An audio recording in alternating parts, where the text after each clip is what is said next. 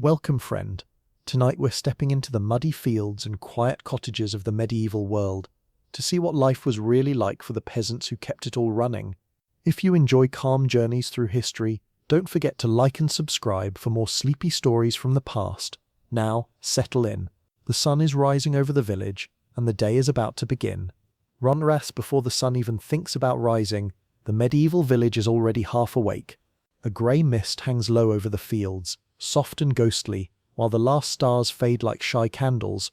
Somewhere a rooster takes his job far too seriously, crowing with the enthusiasm of a bard who's had too much ale. Smoke curls lazily from a few thatched rooftops, signs that someone's coaxed last night's embers back to life.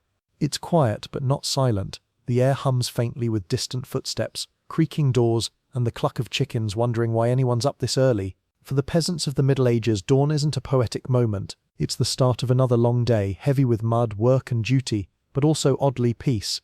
Let's take a quiet walk down the dirt path that winds between cottages. The air smells faintly of wood smoke and manure, the two main perfumes of peasant life. A few villagers shuffle about wrapped in rough wool cloaks, their breath visible in the cold. The houses themselves are humble, walls of wattle and daub, roofs of straw thick enough to host an entire colony of mice. Some homes lean slightly, as if exhausted from centuries of holding themselves upright. The village feels timeless, every shape and sound worn smooth by routine. The ground beneath your boots is soft, the kind of mud that never really dries. It's peaceful in that way only hard lives can be, when the people within them stop expecting comfort and find rhythm instead.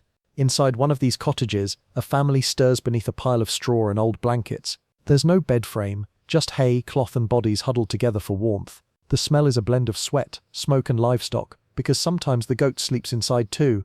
A single wooden shutter creaks open, letting in a stripe of grey-blue light. The father yawns, scratches his beard, and mutters a prayer that the day won't bring rain. His wife rises next, pulling on a linen shift and poking the ashes in the hearth, until a tiny flame flickers to life. The children pretend to stay asleep, hoping to delay chores for a few more stolen minutes.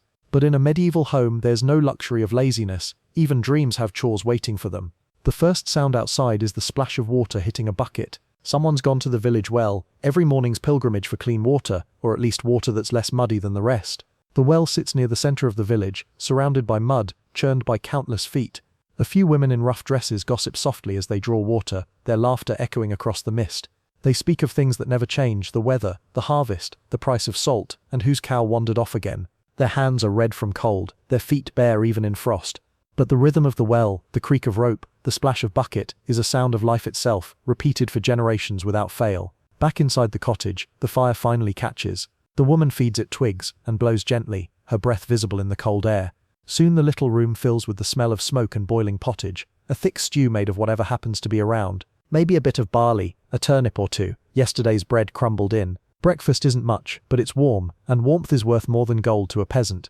The man sits near the fire, rubbing life back into his hands, while the children fight over who gets the first ladleful. Outside the world grows lighter, pale rays creeping through cracks in the wall. The day is waiting, and it's not a patient one. When breakfast is done, or rather, when the pot is scraped clean, the family moves into their daily rhythm. The man grabs his wooden-handled hoe, worn smooth by years of labor. His son follows with a bundle of twine and a hopeful expression. The woman wraps a shawl around her shoulders and steps outside to feed the animals. The chicken coop erupts in a chaotic flurry, feathers, squawks, and one very opinionated rooster. The cow lows softly from her pen, and the pigs grunt impatiently, demanding their morning slop. It's messy, noisy, and smells faintly of everything one might imagine a barnyard should. Yet somehow, it feels like the heartbeat of the world, unglamorous, honest, and essential. Somewhere down the lane, a church bell tolls. The sound rolls over the rooftops like slow thunder, calling the village to prayer. Even those too busy to attend pause for a moment, bowing their heads. The bell doesn't just mark the hour, it shapes the entire rhythm of life. Work, rest, meals, and faith, all orbit around its solemn tone. The villagers cross themselves and whisper a few words to God, not long prayers, but quick practical ones. Please no rain, please no sickness, and please let the Lord forget about taxes this week. The faith of peasants is simple but deep, born not from comfort, but from constant uncertainty. In a world where one bad harvest can mean starvation, hope is holy. As the sun climbs higher, light spills across the fields, painting everything gold. The fog begins to lift, revealing endless furrows of dark, wet earth. The villagers move like clockwork, men heading toward the fields, women tending to gardens or spinning wool, children trailing behind with wooden pails. In the distance, crows circle lazily, as if supervising. The land itself seems alive, breathing, waiting, demanding. For a peasant, the field is both master and provider. Every handful of soil carries the weight of survival. Yet even here, there's beauty, the smell of wet grass, the glint of dew, the soft crunch of boots on earth. The day is fully awake now, and so is the world. Ron rose.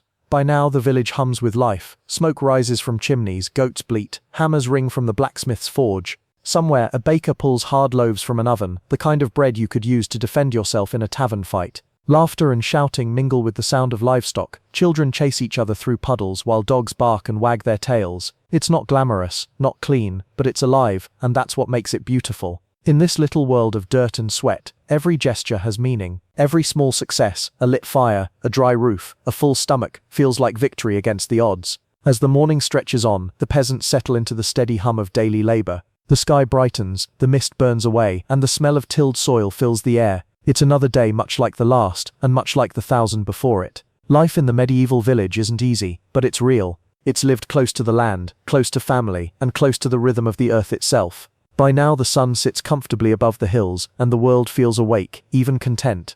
Tomorrow will come, just as today has. And though no one here will be remembered by name, their quiet endurance will shape history more deeply than kings ever could. The sun is finally up now, turning the grey mist into a soft golden haze. The village looks gentler in this light, as if even the mud has decided to behave for a moment. Inside the cottages the morning rush has begun, though calling it a rush might be generous. It's more of a slow shuffle towards survival. The hearth is the centre of everything. Smoke curling lazily up, the fire crackling like an old friend clearing his throat. This is where breakfast begins, not with bacon and eggs, but with whatever was left from last night's pottage. If it smells edible, congratulations, it's breakfast. Let's take a closer look at that pot on the fire. It's the peasant's constant companion, never truly empty, rarely truly clean. Yesterday's stew becomes today's breakfast and tomorrow's lunch if it lasts that long. Inside might be barley, turnips, cabbage, or maybe a stray bit of pork if fortune smiled. The texture? Somewhere between soup and glue. Yet to these villagers it's comfort food, hearty, hot, and filling enough to keep the chill away. They eat with wooden spoons, slurping without ceremony, each bite a quiet victory against hunger. And if the bread's hard enough to knock out a night, well, that's just extra defense in hard times. The peasant's table isn't set with silverware or napkins. It's a roughly hewn plank of wood balanced on 2 barrels or stones. Everyone eats where there's space. The father dips his bread in the stew, softening it enough not to break his teeth. The children giggle, trying to scoop up the thick mixture without spilling. The mother watches quietly, calculating how much is left for later. There's no chatter about fashion or politics here, just murmurs about the weather, the fields, and whether the cow looks sick again. Meals aren't just for eating, they're moments to plan survival. Now and then, if luck or kindness intervenes, the family might enjoy a treat, a wedge of cheese, a boiled egg, or a little honey. But luxury in a peasant's world is rare and fleeting, like sunshine between storms. Even ale, that humble drink, is often weak and cloudy, brewed not for fun but because water isn't always safe. The children get the watered-down version, learning early that life's lessons are best swallowed slowly. Yet despite all this, the cottage hums with a quiet contentment. They've survived another night, and that's worth a smile. Outside, the first true rays of sun spill across the thatched roofs. Chickens peck around the doorway, and the cat, every village has one, sits watching them with lazy suspicion. Smoke drifts from chimneys, carrying the smell of burning oak and boiled grain. For a moment, the whole village feels alive but peaceful. It's a world without hurry, because hurry doesn't change the harvest. Each day begins like this, slow, smoky, and steady. And that rhythm, more than anything, defines peasant life. Not adventure, not rebellion, just persistence. Breakfast also means preparation. The father checks his tools, a hoe, a scythe, a rope patched more times than he can count. The mother rinses wooden bowls in a bucket outside, tossing the scraps to the pigs. The children scurry about fetching kindling or fetching trouble, depending on their mood. There's no concept of leisure here. The moment you stop moving, the day starts slipping away. The fire must be tended, the animals fed, and the field reached before the sun grows cruel. Work isn't just duty, it's survival, stitched into every breath. The youngest child tugs at his mother's sleeve, asking if there will be meat today. She smiles, the kind of smile that doesn't promise anything. Meat is for feast days or miracles. Most of the time, flavor comes from herbs and hope. Still, the question hangs in the air like a prayer. The boy doesn't know that his question echoes 1,000 years of hunger. Every peasant who's ever lived has asked it. Every mother has answered with the same gentle lie, maybe. When the last spoonful is gone, the cottage shifts gears. The pot is set aside for lunch, the fire banked low, and the father shoulders his tool while the mother wraps her shawl tighter. The door creaks open, and the cool morning air rushes in, sharp, earthy, and filled with the smell of damp soil. The family steps out one by one, blinking against the light. The animals stir, the birds sing, and the day feels young but already heavy. Breakfast is over, but the true labor is only beginning. Let's pause for a moment outside the cottage. The village hums quietly, the clang of a blacksmith's hammer, a distant bark, the murmur of voices. Somewhere a woman scolds her geese like disobedient children. A group of men walk toward the fields, their shadows long across the path. Life here is so ordinary that it becomes extraordinary. Every action, every sound, part of an unbroken pattern, older than memory. The world beyond may rise and fall with kings, but this little patch of earth just keeps breathing. Back inside the now empty cottage, the fire flickers softly, and a few crumbs lie on the table. The silence feels almost holy. Outside, the day's symphony begins. Footsteps on mud, tools clanking, laughter, the rhythm of work. Breakfast is done, but its warmth lingers, in the bellies, in the air, and in the faint curl of smoke rising through the thatch. It's a reminder that even the simplest meal, in the humblest home, can carry the quiet grace of survival. The peasants don't feast, but they endure. And in the long story of humankind, endurance is the closest thing to glory most of us ever get. The path to the fields is little more than a scar across the earth. Muddy, uneven, and dotted with puddles that have ambitions of becoming ponds. The peasants walk it daily, boots squelching, tools clattering softly over their shoulders. The morning mist still lingers, hugging the ground like a ghost reluctant to leave. Ahead lies the heart of their world. Not the church, not the manor, but the land itself. To a medieval peasant, the field isn't just where you work, it's where you live, pray, hope, and sometimes curse under your breath. The soil may belong to the Lord, but the sweat that darkens it belongs entirely to them. To understand a peasant's life, you must understand the system that rules it. Feudalism. Imagine society as a very steep ladder, where everyone's standing on someone else's shoulders, except the poor souls at the bottom who are buried in the mud. At the top sits the king, who technically owns everything, but probably hasn't seen a field in years. Below him are nobles, knights and lords, the landholders, each with their own slice of the kingdom. And then, far below, are the peasants. They work the land not because they own it, but because they owe it. Theirs is a life of obligation dressed as stability. Rontro, he owns the land and the peasants farm it for him in exchange for protection and permission to exist. It's a fair trade only if you squint very hard. The Lord provides safety from bandits, sometimes, and a place in his barn to store grain that peasants will never actually eat. In return, he collects taxes in the form of grain, eggs, and livestock. It's a relationship built on tradition, duty, and a shared understanding that the Lord's comfort depends entirely on someone else's backache. Each peasant family tends their own strip of land, long, narrow, and divided by invisible lines known only to the villagers. They don't have fences, they have memories. One man's furrow ends exactly where another's begins, and woe to anyone who forgets the boundary. The soil is heavy with clay, the plough often sticks, and the oxen move at the speed of bored philosophers. Yet every furrow turned is an act of faith. Each seed pressed into the dirt carries a silent promise that the world will keep spinning, and that maybe, just maybe, this year will be better than the last. The peasants work in rhythm, not because anyone's conducting them, but because generations of repetition have turned labor into music. The clank of a hoe, the creak of a cartwheel, the low grumble of a tired ox all blend into a kind of rustic symphony. Conversation is rare, words waste energy. Every movement has purpose, and every pause is a risk of falling behind. Yet sometimes one of them hums a tune, a little melody about harvests and rain handed down from someone who lived and died in the same patch of soil centuries ago. The tools are simple: a wooden plough, a scythe, a sickle, and a back that never gets a day off. Iron is precious, so blades are patched and sharpened until they resemble ideas more than metal. Hands are calloused, shoulders burned, and feet cracked from cold earth. The fields take as much as they give, yet no one complains loudly. Complaining won't change the weather, and the weather is the true ruler here. The Lord might command taxes, but the sky decides everything else.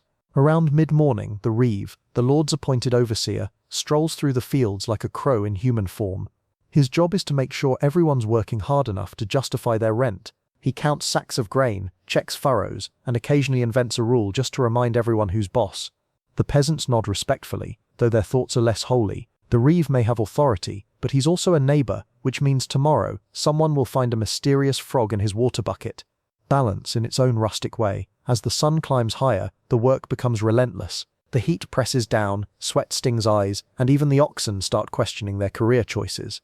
Children run errands, bringing water, chasing birds from the grain, occasionally getting distracted by shiny rocks. The fields are alive with motion and noise, but underneath it all lies a strange calm. Everyone knows their role, everyone knows the rhythm. In a world without machines or schedules, the body becomes its own clock, guided by hunger and daylight. Beyond the fields, the manor looms in the distance, a constant reminder of who owns what. The peasants glance at it sometimes, but rarely with envy. It's simply another part of the landscape, like a stubborn hill that won't move. They know the Lord's table is heavy with roasted meat and wine, while theirs holds barley bread and onions. But the strange thing about peasants is their resilience. They measure wealth not in gold, but in good soil, kind neighbors, and a dry roof. By that count, some of them are richer than kings. As the day nears its peak, the peasants pause for a brief rest. They lean on their tools, stretch aching backs and look over the land, a patchwork of brown and green stretching toward the horizon. This is their life, endless work, fleeting comfort, but deep familiarity.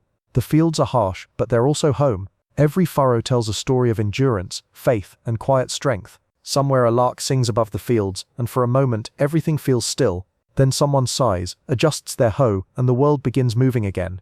The sun has climbed high enough now to announce that the morning is no longer kind. Shadows stretch thin across the fields, and the mist that once kissed the grass has vanished into a clear, pitiless blue. For the peasants, this is when the real work begins. The hours where backs ache, sweat runs, and tools become extensions of tired arms. They move through the fields like a slow, patient tide, bending and straightening, bending again, until motion itself feels like breathing. There's no foreman shouting orders, no clock ticking, only the rhythm of survival set by the turning of the sun. Every peasant has their tool of choice, not by preference but by inheritance. The hoe passed down from father to son, the scythe sharpened on the same stone for decades, the plough mended with rope and stubbornness. These are not objects, they are companions in hardship. The handles are smooth from generations of calloused hands, and every dent tells a small story of weather, harvest, or frustration. The tools may be crude, but they're reliable. A knight trusts his sword, a peasant trusts his shovel. The sound of labor fills the air, the rhythmic chop of hoes, the groan of wooden wheels, the creak of harnesses as oxen drag the heavy plough. Somewhere a farmer mutters to his animals like old friends. "Come on, Bess. One more row and I'll stop calling you stubborn." The ox doesn't answer, possibly because it's too tired to argue. The fields echo with the low hum of effort, a song older than written history. And though the peasants might not call it beautiful, there's a kind of poetry in the way they move, slow, steady, unbroken. Children, too young for full work but too old for idleness, dart between the furrows carrying water in clay jugs. Their laughter occasionally cuts through the steady rhythm of toil. They chase each other until a parent's sharp voice reminds them that joy, like bread, must be rationed. Still, they sneak moments of mischief, splashing water, tossing dirt clods, pretending to command imaginary armies of worms. For them, the field is both playground and classroom, teaching lessons in patience, endurance, and mud. Between weeding and gathering, they keep a sharp eye on everything: animals, children, tools, even the sky.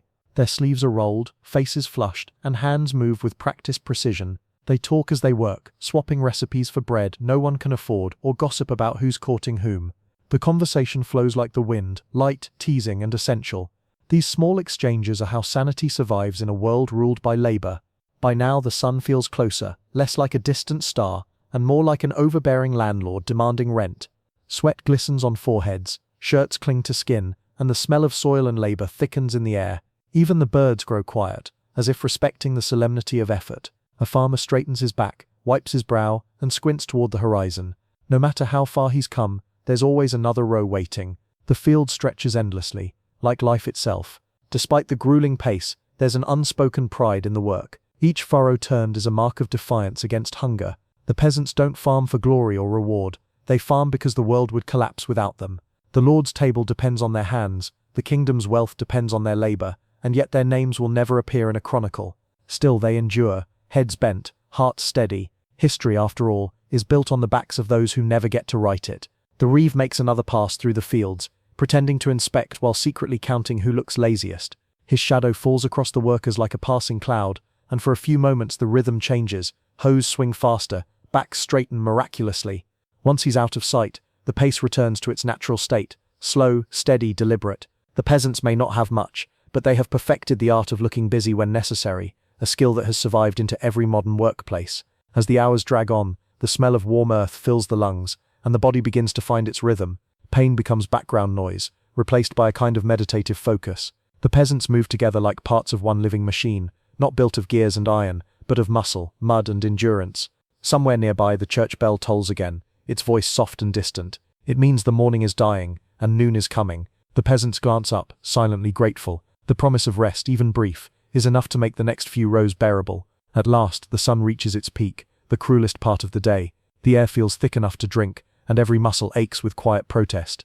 The peasants pause, leaning on their tools, catching their breath. It's almost time to stop for the midday meal, that sacred pause in a life without many. For now they stand still, looking over the land they've shaped, not with pride exactly but with familiarity. This is their world, the soil beneath their nails, the sky above their sweat, and the unspoken faith that tomorrow will look just like today, and somehow that's enough.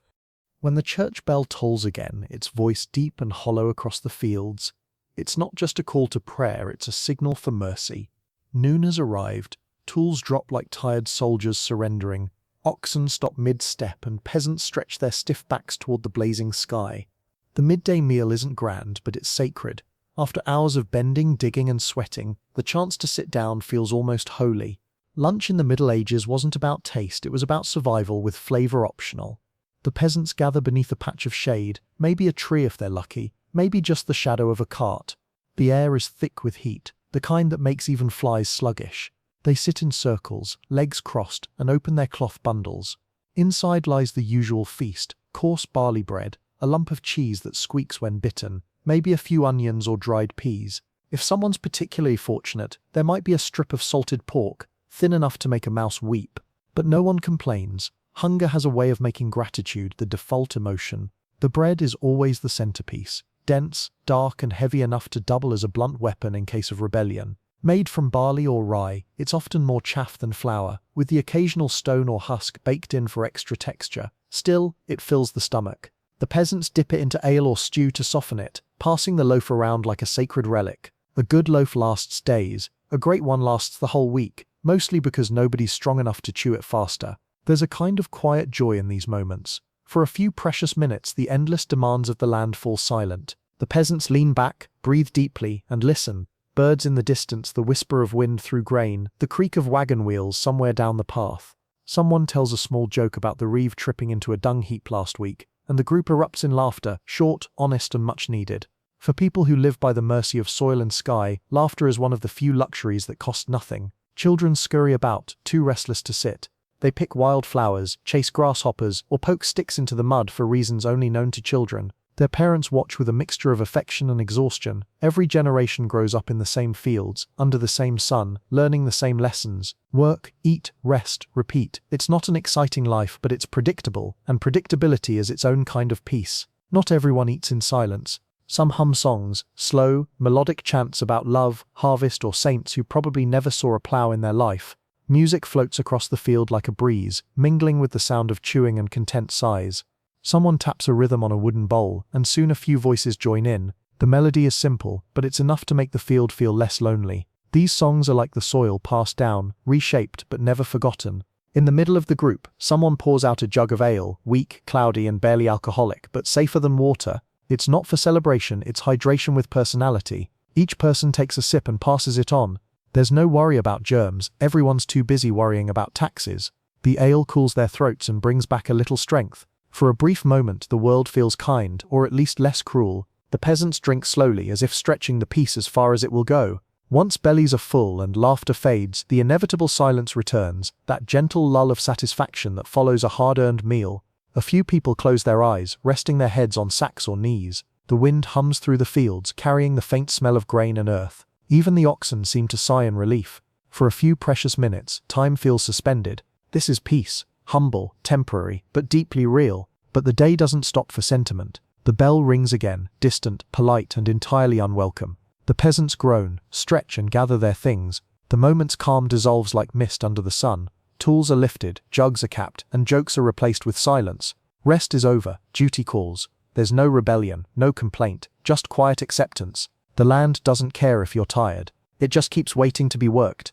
As they return to the fields, the smell of baked earth and sweat fills the air once more. Lunch might not be memorable, but it's vital, fuel for survival, a reminder that even the hardest lives have moments of comfort. The peasants fall back into their steady rhythm, bodies aching, spirits steadied. The sun burns above them, the soil waits below, and the day marches on. In this endless cycle of hunger, work and hope, the midday meal is their pause, a brief chapter of humanity in a book written entirely in dirt. As the afternoon sun softens, the church bell rings again, slow, deep, and echoing through the valley. It's a sound every peasant knows by heart. The bell doesn't just mark time, it shapes it. Its toll divides the day into sacred pieces: work, prayer, rest, and work again. In a medieval village, faith isn't a hobby or a Sunday affair. It's the invisible air everyone breathes. The peasants might not own land or wealth, but they own belief, because it's the only thing that can't be taxed. The village church stands at the center of everything, physically and spiritually. It's the only stone building around, sturdy enough to outlast the cottages and the people who built them. Its walls are cold, its benches hard, and its air smells faintly of candle wax, dust, and damp wool. But for peasants, stepping inside feels like entering a different world, one that promises order amid chaos. They bow their heads not out of fear, but out of habit, like nodding to an old friend who rarely smiles. Every village has its priest, the keeper of souls, the interpreter of Latin no one else understands. He might be kind or stern, wise or drunk, but he's respected either way. To the peasants, he's their link to heaven, a translator between God's will and their muddy lives. He baptizes their babies, marries their children, and buries their dead. On good days, he blesses the harvest. On bad ones, he reminds them that suffering builds character. Either way, attendance is mandatory for salvation and gossip. Mass is less about understanding and more about endurance. The priest speaks in Latin, a language that to most villagers might as well be birdsong. They cross themselves, murmur amen at the right moments, and hope that's enough. The sound of chanting fills the space like smoke, heavy and rhythmic. The candles flicker, wax dripping onto the floor, while a child fidgets and earns a quiet pinch from his mother. The sermon might last an hour, but the lessons last a lifetime. Obey, work, pray, repeat. Outside of Sunday, the church still rules the calendar. Every season has its saint's day, every month its feast or fast. These festivals break the monotony of life, adding rhythm to the endless labor. On holy days, work stops, at least officially, and the village gathers to celebrate, pray, and occasionally drink too much in honor of divine mercy. It's religion with equal parts devotion and dance. Even the priest pretends not to notice the ale when it starts flowing for the glory of God. For all its comfort, the church also brings fear. Sin lurks everywhere, according to the priest, in idle thoughts, in skipped prayers, in bread stolen from the manor's barn. The peasants nod solemnly, not because they understand sin, but because they understand punishment. Hellfire makes a convincing argument. Yet faith isn't just fear of damnation, it's hope for meaning. When your life is ruled by weather and hunger, it helps to think someone up there is keeping score fairly, or at least occasionally looking down to notice. Tithes, the church's polite word for taxes, take 1/10 of everything a peasant earns. Grain, eggs, livestock, even the occasional chicken that nobody wanted to part with. The priest insists it's for God's work, though God must have very expensive tasting candle wax. Still, no one dares question it. The peasants give what they can, crossing themselves with weary generosity. After all, you can't buy salvation, but it's safer to make the down payment. Ron notes, for most peasants, religion isn't just about churches and priests. It lives in every corner of daily life: a whispered prayer before milking the cow, a cross drawn in the dirt before planting seeds, a charm hung above the doorway to ward off misfortune. Faith and superstition walk hand in hand here, impossible to separate. If a child gets sick, they might pray to Saint Blaise. If the crop fails, maybe someone forgot their prayers, or the fairies got involved again. Either way, there's always a reason, always a story. The churchyard serves as both sacred ground and social hub. On Sundays after Mass, the villagers linger, catching up on gossip, trading eggs for cloth, or discussing whose cow looks suspiciously like someone else's. Children chase each other among the gravestones, while the adults talk about weather, weddings, and miracles that sound suspiciously like accidents. It's faith and fellowship, side by side. Religion may promise the next world, but the churchyard reminds them that this one still matters. As evening draws near, the last bell tolls, low and solemn, echoing through the fields. The peasants cross themselves and head home, their faith tucked in their hearts like a small ember against the cold. For them, religion isn't just belief in heaven, it's the thread that holds the fragile fabric of life together. Tomorrow the sun will rise, the fields will call, and the church bell will ring again. And somewhere between sin and salvation, the peasants will keep living, quietly, faithfully, beautifully human. Every village has its castle, or at least a manor house pretending to be one. It sits slightly apart from the rest of the settlement, up on a small hill or patch of dry land where the mud never dares to reach.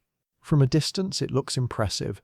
Stone walls, banners fluttering, maybe even a guard or two who doesn't look entirely awake. To the peasants below, it's both symbol and shadow, a reminder of power that's always watching, even when it's not paying attention. The manor is the sun they orbit, and sometimes it burns.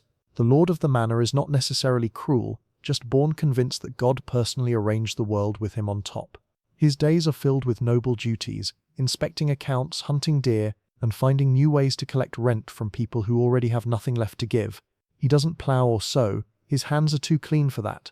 But he does enjoy a good hunt. Nothing like chasing an animal for sport while peasants chase dinner for survival. Still, he believes he's generous.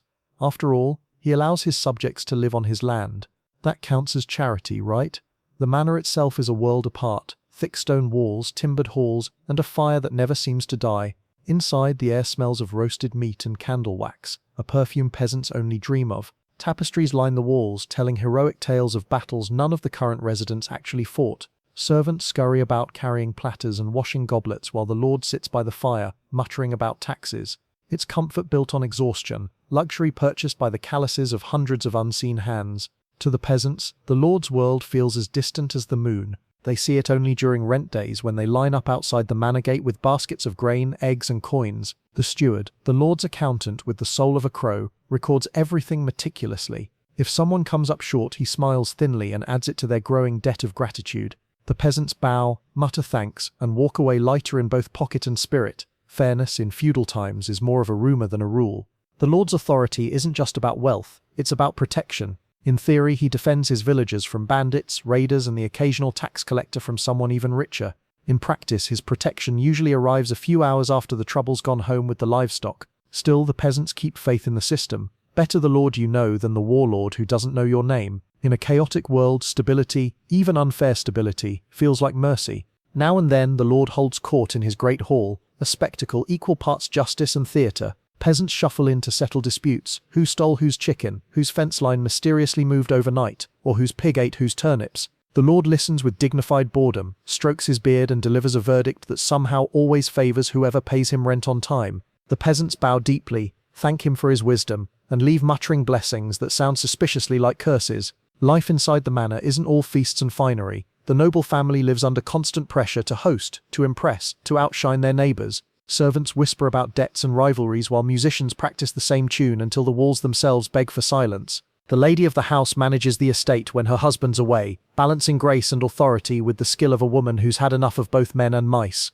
Even here among luxury, work never truly stops, it just wears silk. Once or twice a year, the lord hosts a grand feast for his tenants, a gesture of goodwill that conveniently reminds everyone who's in charge. The peasants are invited to the manor yard, where roasted meat, ale and bread flow freely, at least for an hour or two. They eat, drink and laugh until the steward starts counting portions. The lord makes a short speech about loyalty and gratitude. The villagers cheer dutifully, and for one fleeting evening, it almost feels like everyone belongs to the same world. Of course, feudal loyalty isn't a one-way street. At least in theory, when war calls, the peasants are expected to serve. The men march off with wooden spears and borrowed courage, while the lord rides ahead in gleaming armor bought with their taxes. For the villagers left behind, war is just another kind of weather, unpredictable, dangerous, and always followed by a bad harvest. Yet they bear it all with the same quiet endurance that defines their lives. The lord may command, but it's the peasants who endure. As the sun sets behind the manor's towers, its shadow stretches across the fields like a reminder of who holds power. Yet the peasants don't look up in resentment. The manor is part of their landscape, inevitable, unchanging and oddly reassuring.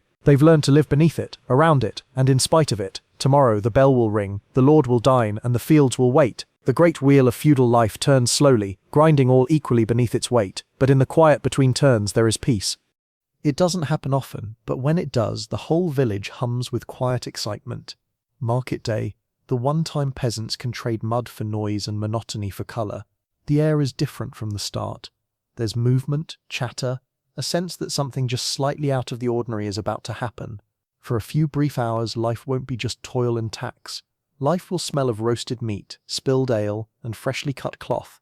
Even the crows seem to gather overhead, curious about the commotion.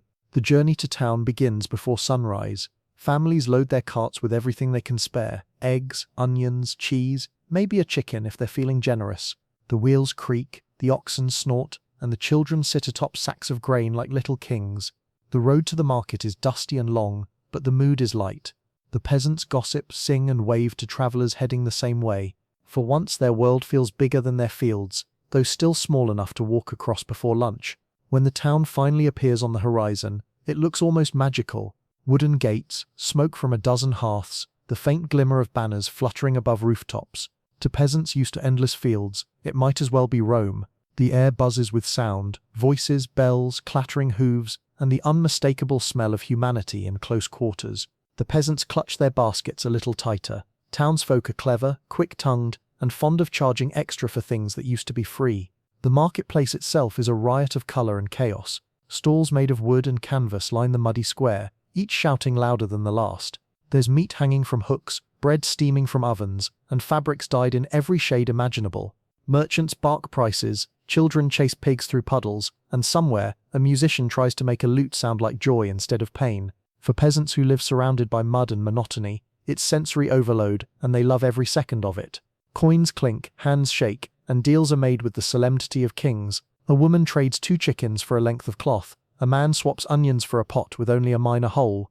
Everyone's a merchant today, and everyone thinks they've won. Barter is more art than arithmetic. A little charm, a little exaggeration, and a lot of pretending you don't want what you obviously do. The loudest hagglers often win, though the quiet ones usually walk away with better deals. The market isn't just about trade, it's about news. Travelers bring stories from distant villages, of wars, plagues, and the occasional miracle. A bard sings about a knight who slew a dragon. An old woman swears she saw a saint's face in her soup. The peasants listen wide-eyed, half believing, half enjoying the escape. For a few coins you can buy not just bread, but adventure. Even if it's mostly lies, it's the best entertainment available without divine intervention. Food stalls are the true heart of the market. Smoke rises from roasting meat, dough sizzles in pans, and someone's selling ale that tastes suspiciously like yesterday's bathwater, but no one cares. The smell alone is worth the price. Peasants crowd around, biting into hot pies, greasy sausages and roasted apples, their faces glowing with rare delight. For one glorious day, hunger takes a holiday. Tomorrow they'll go back to porridge and cabbage, but today they feast like lords. Of course, where there's a crowd, there's also trouble. Pickpockets move like shadows, slipping through the bustle with quick fingers and quicker smiles. A merchant swears someone stole his apples. A drunkard swears the apples attacked him first. The reeve arrives, looking important but mostly in the way. Yet even chaos here feels harmless. Part of the rhythm of market day. Nobody expects perfection, just a good story to tell later over ale. As the afternoon fades, the market begins to slow. Merchants pack their wares, peasants count their few remaining coins, and the square starts to empty. The sun dips behind the rooftops, painting the sky with pink and gold. The villagers climb back onto their carts, tired but happy, their baskets lighter but hearts strangely full. Market day isn't just trade, it's proof that life, even simple and muddy, can still feel alive and full of wonder. By the time the villagers return home, night has fallen, the stars blink above the quiet fields, and the only sound is the slow creak of cartwheels. The fireflies dance along the road, lighting their path like tiny lanterns. Tomorrow, it will be back to the usual fields, chores, prayers and fatigue. But tonight, they carry something precious, the memory of color, sound and laughter. In a life ruled by routine, even one market day can make a year feel bearable. As evening settles and the fields fall quiet, the peasants make their way home. Smoke rises from thatched roofs like slow prayers drifting into the sky. The cottages, humble and squat, glow with faint orange light from hearth fires within. This is where the real heart of peasant life beats, not in the fields or the market, but inside these smoky, crowded rooms where families share warmth, stories, and sometimes the same space as a chicken. It's not much, but it's home. And home in the Middle Ages is less about comfort and more about survival together. Step inside, and your eyes take a moment to adjust to the dimness. The single-room cottage is small enough that you can see every corner from the door. The walls are wattle and daub, woven sticks packed with mud and straw, cracked but sturdy. A low ceiling of wooden beams sags overhead, hung with herbs, drying fish and the occasional spider with rent-free tenancy. The floor is packed earth, swept smooth. Though not exactly clean, there's a hearth at one end, a table in the middle, and straw beds in the corner. Everything smells of smoke, sweat and soup, the holy trinity of peasant perfume. The family gathers around the hearth, the beating heart of the home. Its smoke curls upward through a hole in the roof, painting the beams black with soot. Here, meals are cooked, stories are told, and on cold nights everyone crowds as close as possible, including the cat and maybe a chicken or two. The father sharpens a tool by the firelight, the mother mends clothing with steady hands, and the children whisper about ghosts, fairies and monsters that live in the woods beyond the fields. The flicker of the flames turns every shadow into a possible adventure. Privacy isn't a concept here. The cottage has no rooms, no doors, and few secrets. Everyone sleeps in the same space. Parents, children, and sometimes grandparents too. At night, they spread straw, blankets, and whatever soft thing they can find. The fire burns low, casting gentle light over the sleeping forms. The youngest curl close to their mother, while the older ones dream of owning a pig that doesn't escape every week. Outside, the wind hums through the cracks in the walls. It's far from luxury, but it's warm, and warmth is wealth in its purest form. Marriage for peasants isn't about romance. It's about teamwork. Two people sharing a lifetime of labor and mutual exhaustion.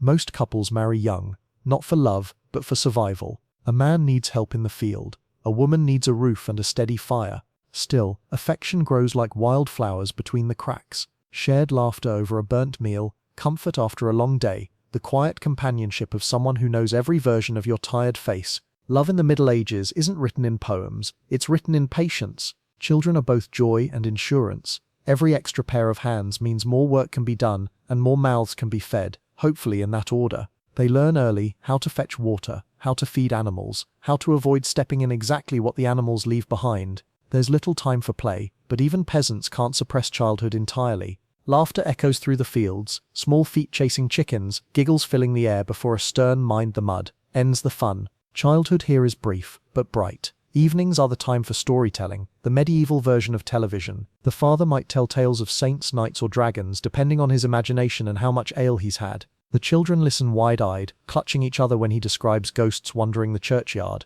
The mother rolls her eyes but listens too, smiling faintly. These stories weave magic into ordinary nights, turning a small smoky room into a kingdom of wonder. Long before bedtime podcasts, the peasants already knew how to make dreams sound real. Meals at home are humble but comforting. The evening stew is thick and smoky, served in clay bowls and eaten with wooden spoons. Bread is torn, not sliced, and dipped to soften the edges. Sometimes there's cheese or a sliver of meat, but most nights it's vegetables and hope. The family eats in silence, not from lack of love, but because chewing takes effort and conversation feels like luxury. Still, the crackle of the fire fills the silence with something like peace. When illness strikes, the home becomes both refuge and battlefield. There are no doctors here, only herbal remedies and whispered prayers. The mother mixes herbs into teas, hangs charms above the door, and hopes St. Luke is listening. Sometimes the sick recover, sometimes they don't.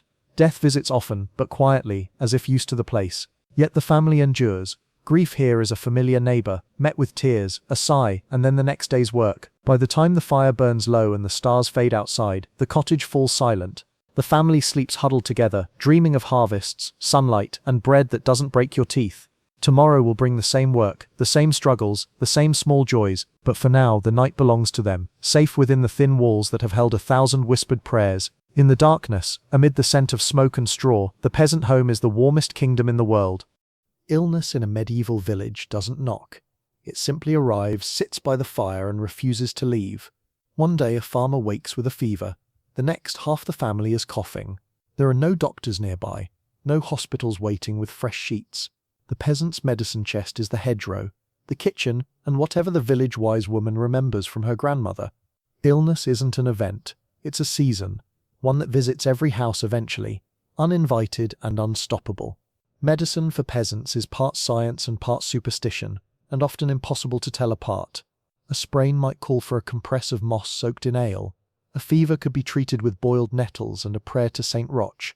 Some cures make sense, others make you wonder if the patient died from the illness or the treatment. Still, there's faith in every concoction, faith that the earth provides and that God occasionally lends a hand. In truth, hope is the most reliable remedy of all. Every village has a wise woman, healer, midwife, and unofficial therapist. She knows which leaves soothe pain, which roots draw poison, and which prayers might keep a child alive through winter. The villagers fear her a little, but they trust her more. Her cottage smells of dried flowers, smoke, and mystery. She mutters to herself while mixing herbs, occasionally throwing in a rhyme that sounds halfway between a spell and a shopping list. She's not paid much, but gratitude is a kind of currency, and she's rich in that. When illness spreads beyond her skill, the villagers turn to the priest. He arrives with holy water, incense, and the kind of confidence only faith can give. He sprinkles the sickbed, murmurs prayers in Latin, and leaves everyone slightly more comforted and slightly more damp. Sometimes the patient recovers, sometimes the priest catches it next. But it's all part of God's plan, apparently, though no one has ever seen the written copy. Superstition fills the gaps where knowledge runs out, and there are plenty of gaps. Villagers hang charms above doors, bury iron nails near thresholds to ward off evil, and wear little pouches of herbs around their necks for luck. If a cow stops giving milk, it's witchcraft. If the weather turns bad, someone must have angered the saints. Life is a constant negotiation with forces unseen, and peasants are expert diplomats in the invisible world. The Black Death is the great uninvited guest that every medieval story eventually mentions. When it came, it rolled through the land like a shadow that ate sound. No prayers stopped it, no herbs cured it, no wise woman outsmarted it. The peasants buried neighbors, friends, and family until they ran out of ground, yet somehow life didn't end. The survivors returned to their fields, rebuilt their cottages, and started again as if even death couldn't convince them to rest. Resilience, it seems, is the most stubborn form of hope. Not all ailments come from illness, some are simply the result of hard living. Backs bent from ploughing, hands cracked from cold, teeth gone by 30, and eyesight dim from squinting against the sun. The peasants wear their exhaustion like badges of honor. When asked if they feel pain, they shrug. Pain is just part of being alive. They don't need doctors for that, they just need a good night's sleep, and maybe a miracle. Midwives are among the most respected and feared women in the village. They bring life into the world with nothing but skill, nerve, and whatever herbs are within reach. Birth is dangerous, sacred, and entirely women's work. Men wait outside, pretending not to listen to the screams. When the baby's cry finally cuts through the night, relief ripples through the cottage like sunlight through smoke. Another mouth to feed, another miracle completed. Ramda for all the fear surrounding illness, death itself is strangely ordinary here. It's not taboo or hidden, it's simply part of the cycle. When someone dies, the neighbors come to help. They wash the body, light candles, and say prayers until the priest arrives. Children peek from behind doors, half afraid, half curious. The living make peace with death, not because they want to, but because they must. It's a constant visitor, but one they've learned to greet politely. When dawn comes after a night of sickness or loss, the village doesn't stop. Fires are lit, fields are tended, and bread is baked. Life in the Middle Ages is relentless, but also beautifully stubborn.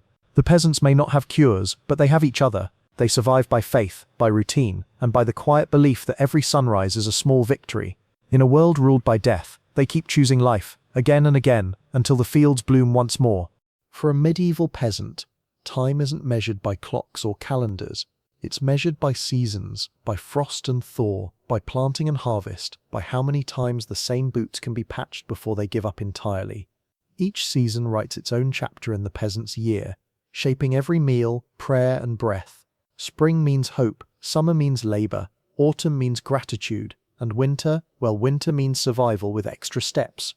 The seasons are both masters and companions, predictable, patient, and mercilessly fair. Spring arrives slowly, as if testing whether it's truly safe to return. The snow melts into thick, stubborn mud, and the fields glisten under a grey sky. Peasants greet the thaw with a mix of joy and dread. The earth softens, which means planting can begin, and so can the backaches. Seeds are pressed into wet soil, each one a tiny gamble against weather, worms, and fate. The air smells of rain and manure, a combination that somehow promises life. Birds sing again, as if mocking the peasants for working while they simply fly and steal grain. Spring is also a time for festivals. The villagers, still half frozen from winter, dance clumsily around maypoles and bonfires, celebrating warmth as if it's a miracle. Bright ribbons flutter, laughter returns, and for one brief day, no one talks about taxes or blisters. Music fills the air, a flute here, a drum there, and a dog howling heroically out of tune. Hope feels possible again. The peasants know it won't last, but they enjoy it anyway. That's what hope is for, short-term use only. Summer doesn't so much arrive as it ambushes. One morning you wake up and the world is suddenly bright, buzzing, and far too hot. The fields burst with green, the air with flies, and the peasants with sweat. Days stretch long, painfully long, as work begins at sunrise and ends when the sun finally gives up. The rhythm of summer is relentless. Hoe, harvest, repeat. Yet for all its misery, there's beauty too. The fields glow gold at dusk, the rivers shimmer, and the air hums with the kind of life that makes even exhaustion feel alive. At night in summer, the village breathes differently. The air is thick and warm, carrying the scent of hay and smoke. Families sit outside their cottages, cooling off and swatting mosquitoes that seem blessed with eternal life. Children chase fireflies, dogs bark lazily, and laughter floats through the twilight. For a few moments life feels simple and kind. Even the peasants forget about their aching backs and look at the stars, the same stars that kings and beggars see alike. The night doesn't care who's who. Autumn is the season of gratitude and exhaustion. The fields are heavy with grain, and the air smells of straw, apples, and smoke. Harvest time means long days and full carts. Everyone works, men, women, children, even the cat if it can scare off mice. The peasants move through fields like dancers in a slow, dusty waltz, bending, cutting, stacking. There's no greater joy than seeing barns full and cellars stocked. Winter may still come to collect its due, but at least for now, the shelves don't echo. After the harvest comes celebration, the harvest feast. The villagers gather in the open, long tables groaning under bread, apples and ale that tastes slightly better when it's earned. Torches flicker, musicians play, and even the reeve is allowed to smile once. Everyone eats until full, drinks until happy, and sings until the stars blush. It's a moment of unity, a reminder that despite everything, life is still worth the trouble. Tomorrow the work begins again, but tonight the peasants feast like they own the world. Then comes winter, creeping in on cold winds and early nights.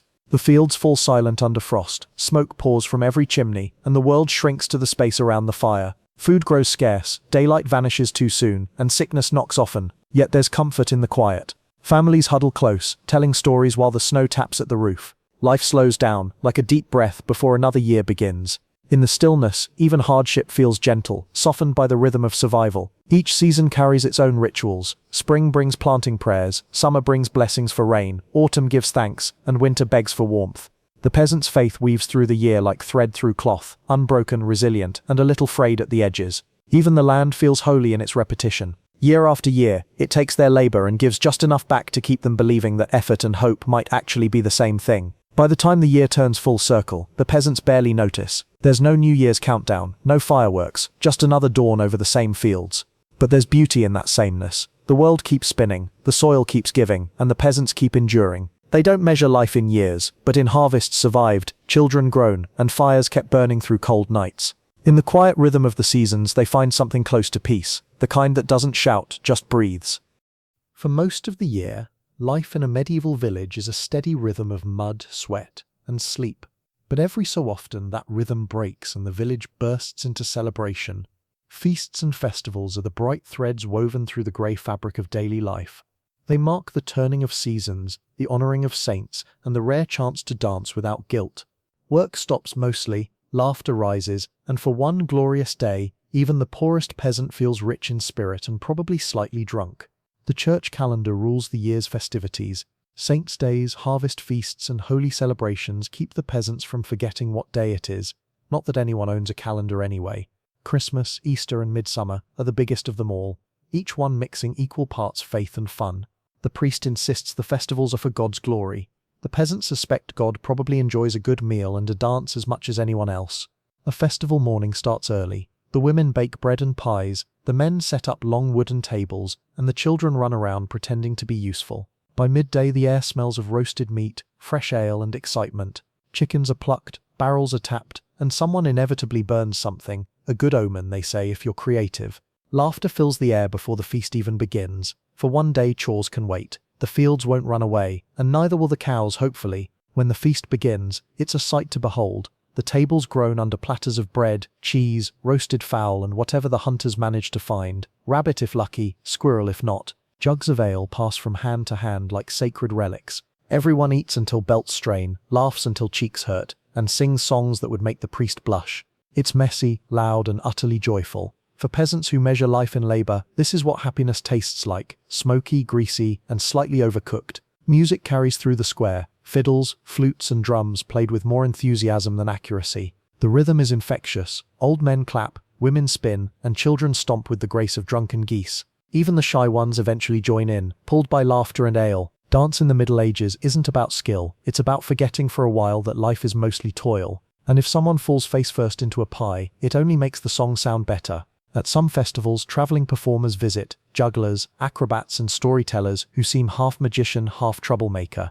They draw crowds with jokes, tricks, and tales of distant lands the peasants can only imagine. Coins clink, children squeal, and even the stern reeve cracks a smile. The performers move on the next day, but for a few hours they make the villagers believe the world is bigger than their fields, and full of wonder waiting just beyond the next hill. Feasts also bring their fair share of mischief. After a few mugs of ale, quiet men become poets, and poets become philosophers of questionable talent. Arguments break out over who danced best, or whose goat looks most like the reeve. Someone inevitably falls asleep in a haystack and wakes up convinced they've been kidnapped by elves, but no one stays angry for long. The next morning, everything is forgiven, except the hangover, which lasts longer than some marriages. Not all festivals are wild. Some are deeply spiritual, processions through the village carrying candles, crosses and banners. The peasants walk slowly, singing hymns that roll across the fields like waves. Bells ring, incense drifts, and even the animals seem to quiet down. For a moment, the whole world feels sacred, its faith and community woven into a single golden thread, fragile but unbreakable. After the feasting and praying, there's the cleanup, which somehow always falls to the same tired few. Tables are cleared, fires die down, and the square returns to its quiet self. The air still smells faintly of ale and smoke, and laughter lingers like perfume. The peasants walk home slow and content, stomachs full, feet sore, and hearts lighter than they were yesterday. Tomorrow, the fields will call again, but tonight, they sleep like kings, without the guilt of owning anything. As the years roll by, the festivals become the way peasants mark time, not by dates, but by memories. That was the year of the good harvest feast, they say, or the year the maypole fell on the baker. Life is brief, but celebration stretches it a little longer. Each feast, each laugh, each dance reminds them that joy isn't a luxury, it's a necessity, a rebellion against the cold and the hunger. And when the music finally fades, the silence feels full, not empty. In a medieval village, justice is like the weather, unpredictable, occasionally fair, and often unpleasant when it arrives. The law isn't written down for peasants, it's carried in memory, enforced by the Lord, and interpreted by whoever happens to be holding the stick that day. Everyone knows the rules: don't steal from your neighbor, don't skip church, and don't make eye contact with the reeve when he looks bored. Most people manage to stay out of trouble, but when someone doesn't, the whole village gets a front row seat. The manor court is the village's version of a justice system, part courtroom, part gossip session, part comedy show. It meets a few times a year, usually in the Lord's great hall, or under a big oak tree if the weather's nice. The Lord sits at a long table, flanked by his reeve and bailiff, looking dignified but mostly confused. The accused stands before him, hat in hand, trying to look innocent. The crowd naturally enjoys every second. Nothing breaks up the monotony of farm life like a little drama with free admission. Crimes in a peasant village are rarely grand. Nobody's stealing jewels or plotting assassinations. They're stealing chickens, firewood, or maybe a neighbor's ale barrel when temptation strikes. There's the occasional quarrel that ends with a broken jug and wounded pride, but murder is rare. Not because people are pure, just because nobody has time for it. Farming, after all, is exhausting and grudges require energy. The most common offense, poaching, which, ironically, is just hunger with bad timing. One guilt is clear, punishment is quick. The stocks are the village favorite. A simple wooden frame where wrongdoers sit with their feet or hands locked in place for a few hours, or a few days if the Lord's in a bad mood. Children throw mud, neighbors offer unsolicited advice, and occasionally someone brings bread, though not the soft kind. It's public shame turned into entertainment. And when the lesson's over, the culprit goes home cleaner in spirit but dirtier everywhere else. For more serious crimes like theft, violence, or blasphemy, punishments grow harsher. Fines are common, whipping less so, but still popular with reeves who enjoy an audience. Exile is reserved for the truly troublesome, though most peasants would rather be whipped than lose their land. The goal isn't justice as we know it, it's order. Keep the peace, keep the fields worked, and make sure nobody starts thinking they're above their station. Forgiveness is divine, but the Lord prefers consistency. Times, however, justice turns into spectacle. When a crime shocks the village, like a murder, witchcraft accusation, or stolen pig from the manor itself, everyone comes running. There's a strange thrill in it, a break from the ordinary grind of life. People whisper, pray, and peek through their fingers. The line between justice and theatre blurs easily when your daily entertainment options are hoe the field or watch someone get judged. Medieval court days were, in their own grim way, community events. Of all the crimes, witchcraft is the most mysterious and dangerous, mostly because no one agrees what it means. A bad harvest? Witch. Sick cow? Witch. The baker's bread didn't rise? Definitely witch. Most accused are women who talk too much, live alone, or know too many herbs for their own good. The trials are half fear, half superstition, and fully unfair. Still, not every accusation ends in fire. Sometimes just a warning and a few extra prayers will do. The villagers prefer to keep their witches local. It's good to have someone to blame when the weather misbehaves. Ron Cuck. There's a strange sense of humor in medieval justice. A man once fined for stealing firewood might end up working for the forester who caught him, poetic and profitable. A drunk tossed in the stocks wakes up to find someone's drawn a beard on him in soot. Justice isn't blind here, it's cross-eyed and occasionally tipsy, but the villagers accept it. Fairness isn't expected, endurance is, and in their own way, they find balance between mercy and mischief. The real punishment, though, is gossip. Long after the stocks are empty, tongues keep wagging. The baker who watered down his ale, the girl caught stealing apples, their stories live longer than their shame. Reputation is the village's unofficial currency, and it's slow to heal once spent. A man can survive hunger, injury, even loss, but not whispers. Still, as the weeks pass, new scandals arrive, and the old ones fade. In a village this small, forgiveness is just distraction in disguise. In the end, medieval justice isn't about good or evil, it's about keeping life running smoothly, fields plowed, taxes paid, and tempers managed. The system is flawed, often cruel, and sometimes laughable, yet within its harshness lies a strange kind of order. The villagers may not trust the reeve or the lord, but they trust the rhythm of life itself, the way balance always returns eventually, even if it limps. Tomorrow someone will steal, someone will gossip, and someone will forgive. The wheel keeps turning, creaking, but never breaking. As the sun sinks behind the hills, the light softens and the village exhales. The day's heat fades into cool twilight, and for the first time since dawn, the air feels kind again.